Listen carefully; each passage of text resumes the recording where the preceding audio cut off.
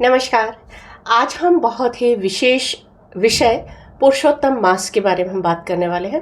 पुरुषोत्तम मास 17 मई से आरंभ हो चुका है और 15 जून तक चलेगा। पुरुषोत्तम मास हिंदू धर्म में अत्यंत पवित्र और पुण्यदायी माना जाता है और इसे पुरुषोत्तम मास के अलावा अधिक मास भी कहा जाता है। यह प्रत्येक 32 माह और 16 दिन बाद आता है। चूंकि सौर वर्ष और चंद्र वर्ष में कुछ अंतर होता है, उस अंतर को संतुलित करने के लिए एक मास अतिरिक्त जोड़ा गया है जिसे पुरुषोत्तम मास कहा जाता है। इस मास को भगवान श्री कृष्ण और भगवान विष्णु को समर्पित माना गया है। पुरुषोत्तम भगवान विष्णु का ही एक नाम है जिसका अर्थ है श्रेष्ठ पुरुष। पुरुषोत्तम मास के नाम के पीछे भी एक कथा है, एक पौराणिक कथा है। तो कथाओं के अनुसार जब अधिक मास को कोई देवता स्वीकार नहीं कर रहे थे तो उस समय वह दुखी होकर भगवान विष्णु के पास गया। तो भगवान विष्णु ने उसे अपना नाम पुरुषोत्तम देकर सम्मानित किया और कहा कि इस मास में किया गया जब तब दान और भक्ति अनेक गुना फल देगा। इसी से यह मास पुरुषोत्तम मास कहलाया। भारतीय कालगणना केवल ग्रह नक्षत्रों और तिथियों का गणित नहीं बल्कि जीवन को संतुलित करने वाली गहन आध्यात्मिक व्यवस्था है। इसी व्यवस्था में आने वाला अधिक मास मनुष्य को आत्मचिंतन और आत्म सुधार का एक विशेष अवसर प्रदान करता है। लगभग हर 3 साल में आने वाला यह काल मानव प्रकृति द्वारा दिया गया एक ऐसा विराम है जिसमें व्यक्ति अपने कर्मों, संबंधों और जीवन दशा का शांत मन से पुनर्मूल्यांकन कर सके।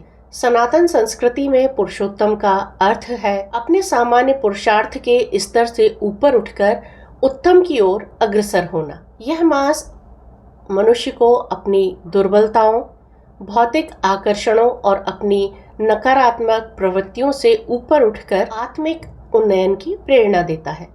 यह स्वयं के भीतर झांकने और अपने जीवन को बेहतर बनाने का अवसर भी है। मनुष्य वर्षों तक संसार की आपाधापी में कई प्रकार के कार्य करता है, कुछ शुभ, कुछ अशुभ, कुछ विवेकपूर्ण तो कुछ आवेशपूर्ण। पुरुषोत्तम मास मानो यह संकेत देता है कि व्यक्ति रुककर कुछ समय स्वयं को देखे, अपने कर्मों को तोले और अपनी त्रुटियों में सुधार करे।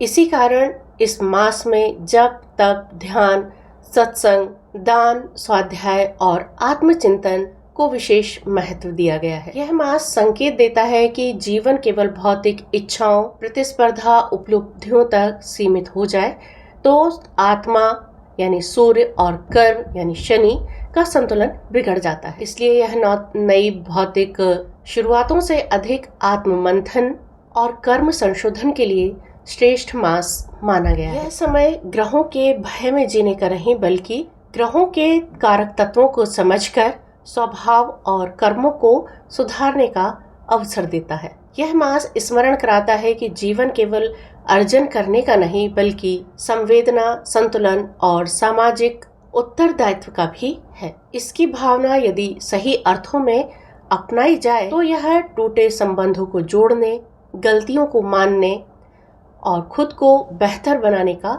मौका है। यह मास हमें सिखाता है कि संसार को बदलने से पहले स्वयं को बदलना आवश्यक है। जब मनुष्य संयम, सेवा और साधना से कर्म संतुलित करता है तभी उसका पुरुषार्थ उत्तम बनता है। अतः हम कह सकते हैं कि यह पुरुषोत्तम मास आत्मशुद्धि, संयम और ईश्वर से जुड़ने का विशेष अवसर माना जाता है। यह व्यक्ति को धैर्य, सेवा, त्याग और भक्ति की ओर प्रेरित करता है। पुरुषोत्तम मास केवल अतिरिक्त मास नहीं है बल्कि आत्म उन्नति और पुण्य संचय का काल माना जाता है। भारतीय संस्कृति में इसे भक्ति, साधना और आत्म मंथन का श्रेष्ठ अवसर माना गया है।